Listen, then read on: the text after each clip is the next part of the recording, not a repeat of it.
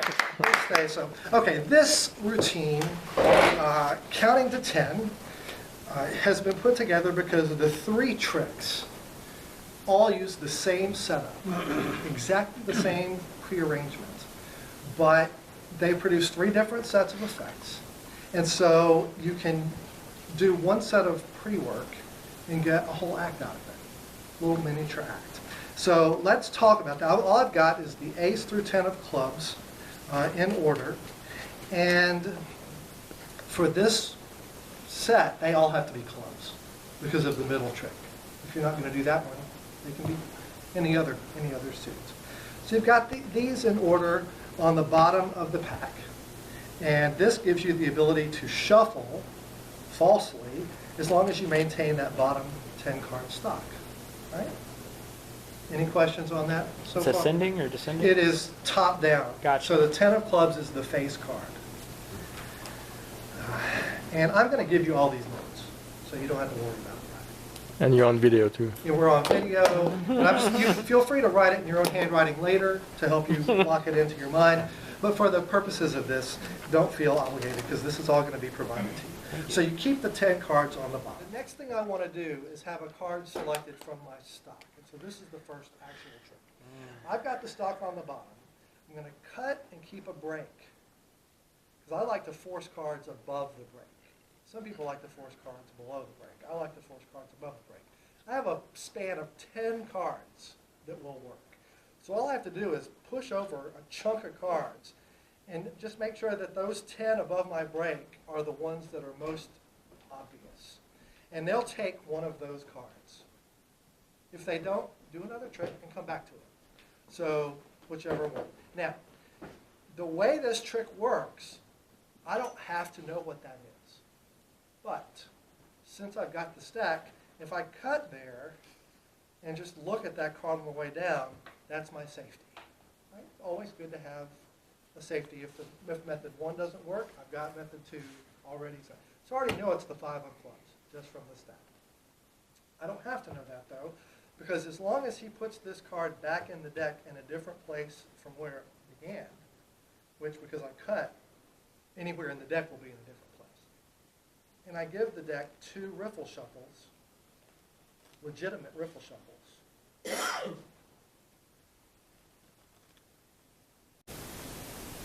Due to an interlocking chains principle, which you can find in a trick called Mind Mirror by Jack McMillan, and it's in Expert Card Technique and other places, those 10 cards are still in order.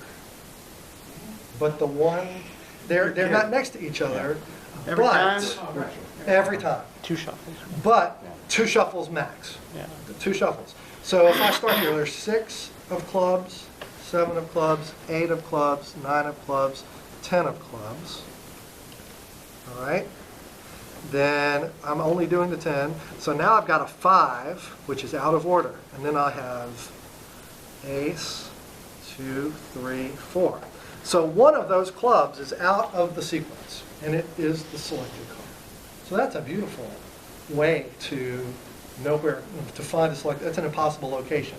So what I'm going to do is get those 10 cards out, put the one that I know is theirs on the table, make sure the others are in order. I dropped the 6, that's why you check. And I'm going to have these ready to go. So now I know the 5 needs to either go on the top or the bottom. What was your card? 5 of clubs. Take your applause. Meanwhile, I'm going to put the ace on top. So now my stack of 10 is on top. All right, so I've done one trick. I found the card. I'll just put it back into the stack of 10. And they're now on top instead of the bottom. Second trick is a Nick Trost effect based on a Paul Gordon effect. And this is totally self-working, but it must be the clubs. It starts with, you're going to force the 10 of clubs using the 10-20 force. So they think of a number from 10 to 20 and deal it into a pile. You chose 17. How about we go with 12? 1, 2, 3, 4, 5, 6, 7, 8, 9, 10, 11, 12. They pick these up and they add those 2 digits together, which makes 3. So you're going to have them deal these back onto the deck, 1, 2, and look at the third card. And remember it. You know what it is, but it's going to be the 10th card down. That goes on here, and then these cards go on top. So all that has done is reversed the ace through 10 order and put the 10 from the top to the bottom. So now it's 9 through ace, and then the 10 is the 10th card down. You do want to hide that a little bit, so have them do the OC cut. If it's a magician, just say, do the OC cut on yourself. But, and that is take the top third and put it to one side, the next third in the middle, the rest to the other side, and then just assemble the pack, and it feels like a real cut. And it doesn't have to be 3, by the way. If this person had chosen the 4 of clubs to start with, I might say, well, you chose a 4, why don't you cut it into 4 piles?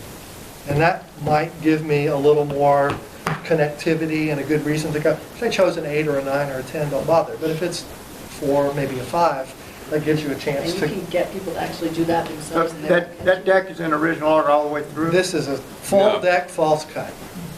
This is in the same order it started with. There's the, so I have the 9 of clubs on top and the ace of diamonds on the bottom. Reverse them. So that goes there, this goes here, this goes here. And you just stack them back. It feels real. The thing is, if it was a real cut, it would feel fake. If you put it here, here, here, and then stack that way, it feels fake. Which is one of the brilliant things. I think the question is, for example, do it sideways. He's the audience. It's easy when you're sitting it here and you always remember which the order is. Right. But when it's from an audience If you're going perspective, to, you do have to talk your spectator through Yeah. it very deliberately. Please take a top section of the deck and put it to your left. Then take the middle section and put it in front of you, and the rest of them put them to your right. Now, pick up the section on your left and put it on top of the middle one, and now put both of those on top of the right one. So you could spell it out in detail. But now all you have to do is psychically intuit their card, which you know is the 10 of clubs. So maybe we should cast a spell. Spell. 10. TENOFCLUBS.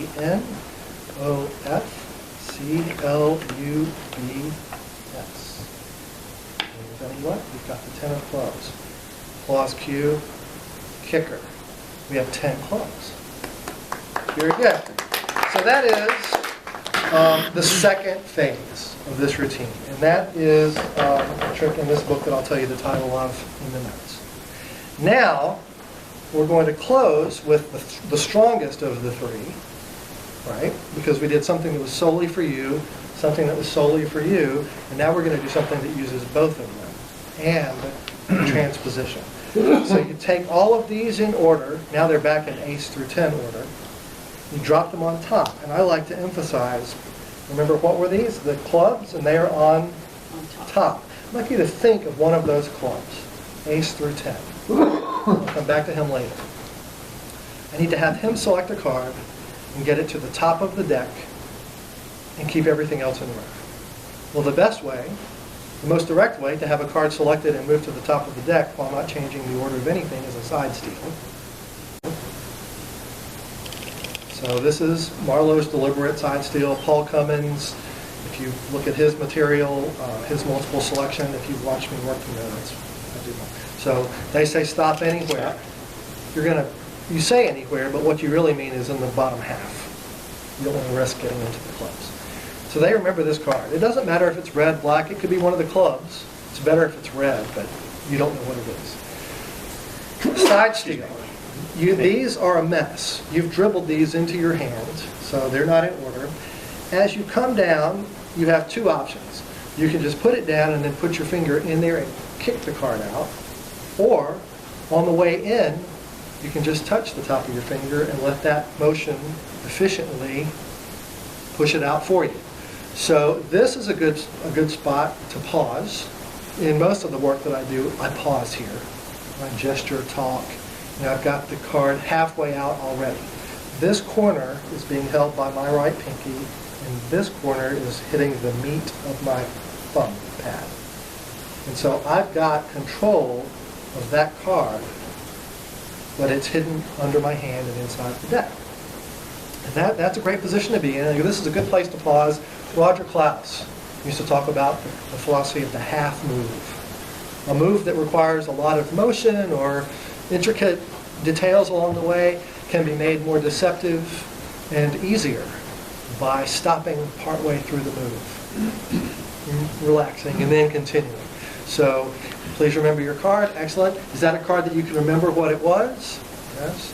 And I'm going to, in the process of squaring these cards, I'm putting a little bit of pressure on the far left side of the pack with my thumb in my hand like this, so that this is free to come out. If I clamp down too far in, you can't pull it out. If you clamp down on the left side, this will come out, and you want to keep this hand in contact with the neck. You don't want to do this. Hopefully there won't be a break. If there is a tiny break, it's not the end of the world. But what you want is for these fingers to shield, as this comes out, this plane of the top part of the deck gets dipped down just a little bit, and this comes up and goes back on. That's a side steal. So there. Now what you don't want is, did you hear that? That is, there's too much upward pressure on that card coming out. It's going to scrape, it's going to pop. Let me see if I can. So one way to avoid that is to think about coming down a little bit on the way out. As this comes out, I'm actually it's soft, but I'm pulling it down. Then back to the top. So that's a side steal. I've made a video. You'll see it on the Facebook group. So the card is now controlled to the top of the 10 clubs. He's thinking of the 4 of hearts. Come back to spectator on this side. Which of those 10 clubs were you thinking of? The 9. The 9. Okay, thank you. So this is the world's easiest second deal because you've got something else to look at. And a lot of second deal material, they're watching your hand. If you're trying to do an expose or a gambling deal, you're trying to show how good your second deal is.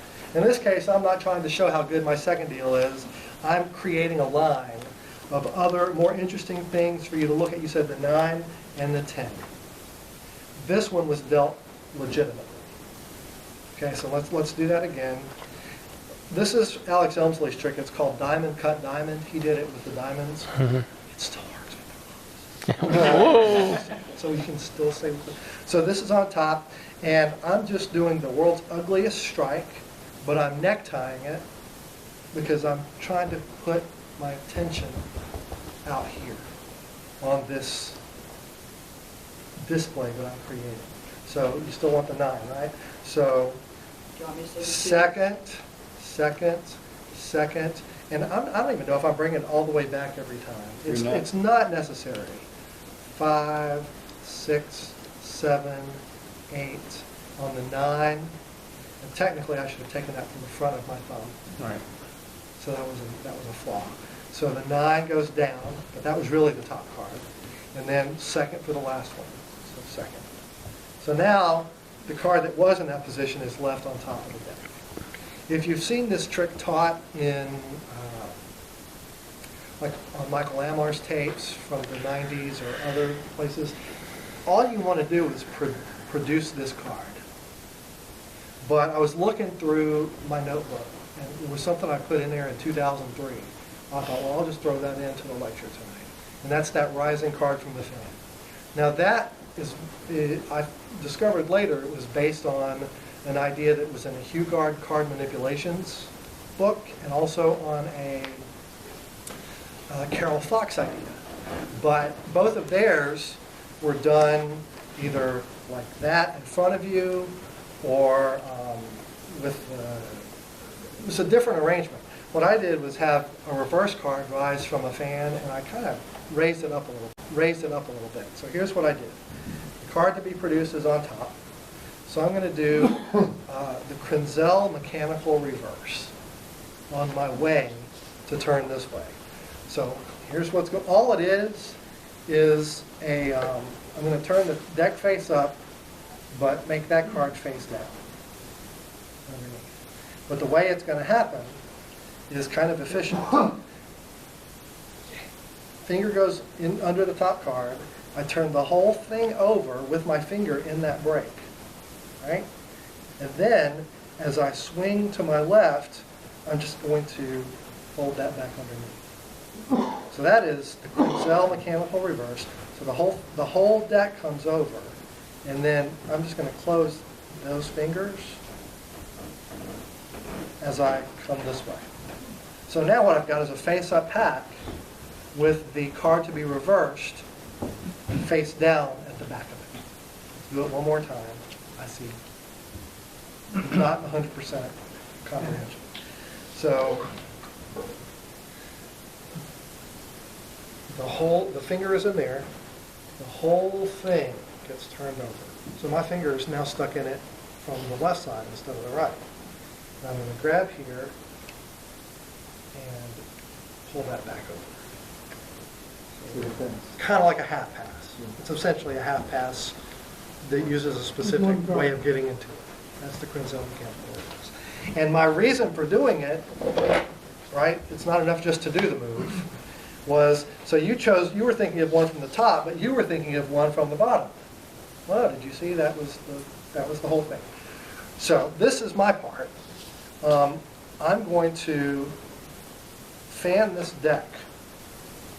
But on the way there, I'm going to push that perpendicular, right, 90 degrees-ish, and fan the cards in front of it. So now, behind there, I can push up. And what you see from the front is... Okay, now, that looks cool. It's an impromptu rising card. But it's not really in the fan. It's behind the fan. But look at all this space I have to fix it. So I'm going to say, do you remember what your card was? And on the way down to here, I just went and stuck it in. All right? So I cheated. Boo! Oh, very good. What was the card you were thinking of? All right? And he says the Four of Hearts. And I snap. And the reason I want to do that is because I want this revelation to be up here in frame, right? Because that's a cool picture. If somebody's taking pictures for Linking Ring or NUM or something like there, that's the moment. That's a good moment. And then I look at it and I was like, oh, that's not the Four of Hearts, it's the Nine of Clubs. Wait, that Nine of Clubs should have been your card. Well, so I'm going to put these down. And how would he have known that you were going to say the 9 and then position 9 is your card, the Four of Hearts. That's a good moment to stand.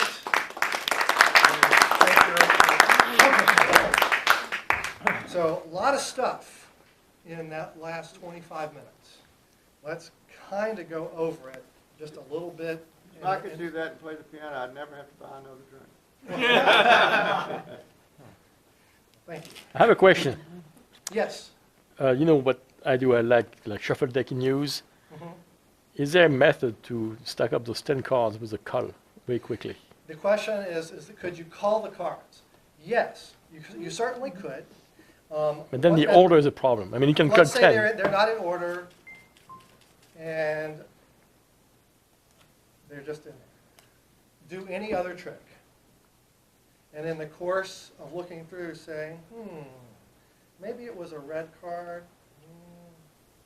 A couple of those, I don't know. So you're just going to take them out in the course of acting your way through a revelation. That is a common technique. That's going to get the cards down on the table. And you can, also John Bannon has I forget what he calls it, no-call call. And that's where, I don't know what he calls it, but on the way down, instead of up-jogging those cards, he down-jogs them. So they're a little more hidden as he goes through. And I'm just going to take out all of those clubs to the bottom. Call to stack. That's call to stack. Yes, that's it. And so I just remember that. So now I can strip these out. I've got the 10 clubs in play. But not necessarily in order. They're not No, in yeah, order. that's my problem. I They're mean, not in that- order. I can always call 10, but not, I would probably do some other trick yeah, and try to set up and use the cleanup time to do that, yeah. to fix it, because, I mean, just because they said they only wanted to see one trick, Yeah. doesn't mean they really only want to see one trick. So. I mean, intuitively, it sounds like it's almost possible to stack up in order with a small number of cards. You could not do the it. whole I mean, deck, but this- Leonard Green. Maybe Mr. Math guy over there should tell us how to do that. But that would be nice to stack up a whole Well, suit. and you could also explore is how hard is it to stack them in order? How hard them is it to stack in any order that I could resolve with just one cut, Yeah, right? So yeah, there's- that's what I'm trying to get at, There's yeah. there's, for me, I would probably use a couple of other tricks Before, yeah, to get and there. just use the thin. Let me make a little prediction. Very good. Then do a fake parted number. Yeah, So there, I would have to use some previous routine to get set up. But once they're on the bottom, you're ready to go. Now, I want to teach you another thing, on how to classic force a card without ever having to worry about missing it. In this case, in this routine, you have 10. So you're probably not going to miss it. Well, let's say that you only want to force one card, and it's the 5 of spades. Classic force, I like to have it above my break, is a timing thing where you spread through it, and you please hold up one finger, just touch any card, and please take it out, and show everybody the card. And so we hit it that time. But you don't always hit it. How do you get by? What do you do if you have to have it? So here's a great little technique to, number one, practice your classic force, because you want to learn how to hit it more often, but to be safe if you don't hit it. And this is from Gary Willette's book, Close-Up Illusions, which may be easily one of my top 10 books in magic. So if they hit the force card, that's great. What happens if they come too quick? And just please touch any card. Just touch a card. That one right there? Okay, you're going to actually out-jog the card that they've chosen while keeping your break. So my break is below the card that they touched. And I'm going to pick it up and show them the card. So I just close it in and pick up at the break. So, You're problem cheating solved. again. Problem solved. I don't think it looks, there's another way to touch it again. So just touch a card. You have to ask them just to touch a card. And then I think it looks better opening it like that. yeah, that's cool. That sideways open looks like a book. That looks like you're pulling it right open at the spot they chose. So now you've got, if they nail it, you're done. If they touch one too high, you're done. What happens if they wait too long? Dang it. You slow down and hope. And if they just won't do it, then you hold your fingers on that card and just keep spreading while you know where that card is, and let them touch one that's below it. Out jog that card while you still got your fingers on this one. Close it and do the same thing. So if they don't go for your force card, you can always get there. But so you can practice, but you can practice without fear. Yeah, if they do take the force card, you let them drag it out, right? Depending on the trick, because the great thing about this particular force, well, yes, it depends on the construction of the trick as to what, if you want them to take it out, sign it, if you need to keep it in a certain position. If you're trying to force a card at the 23rd position, then you don't want them to take it out. But I don't know. It depends on the trick you're doing. It does require you to force the card above the break every time you take it in. Yes, that is the point that Lynn made. I always force from above the break. I don't like to force the card below the break. I like to feel the card that I'm working with on the tip of my finger, so in this case the 2 of hearts. And if you'll just hold up one finger, just touch any card, and so I can sort of feel where it is. And do you break the cards even before they That's actually, he asked if I break the spread. Mark Mason has a really interesting Yep. thing about that, where he touch a card and just take it, and then he takes Right. these away and he does this thing. So that's an interesting point. I don't always do that. I'd really just try to ram that card in their fingers if I can get them to take it. Right. Well, he also does it, and then will turn his head, but he'll go ahead and split the deck as you're touching it. Right. Here's the card you're gonna take. Yeah, so, So so that's so a big touch thing- force, is a way to classic force a card, or at least try to, and not have to panic if you miss. So to be clear, take whatever the card is on the top, whatever it is, and show it. Okay, so we're Okay. talking about a king of spades. King of spades. So you like to force off the top, so if I the like king to of spades force- is, where would you go? If You go I'm there. trying to force the top card, I'm gonna cut the cards and push those over, push that one card over. So lift So up. now And it's then- King of above the spades, the break. bottom of, at the It's bottom of your above the break. break. Okay. It's at the bottom of the top packet. Now, for the 1 to 10, I started with those at the bottom in this routine, and I have to wrap this up quickly, so that when I cut, they're already above the break. That was just, I planned it that way so that it's one less thing. So I've got 10 cards to work with. They take that one. I cut at that location for a safety, so I should have the 7. Right? No matter where they put it, 2 shuffles, you can see your chain. You're going to take them back out and put your stack back together with this card in place, and now they're at the top. So that's the first one. Mind mirror kind of trick. Second one, I forget the name of, it'll be in the notes, and it is the 10-20 force and spell. And what you end up with, 6, 7, 8, 9, and this card is there. You say TENOFCLUBS, 10 of clubs, and since it's the 10 of clubs, here are 10 clubs. Kicker ending, and now these go on top, and you're going to go close with Elmsley. Questions, concerns? Counting to 10. Counting to 10. There you go.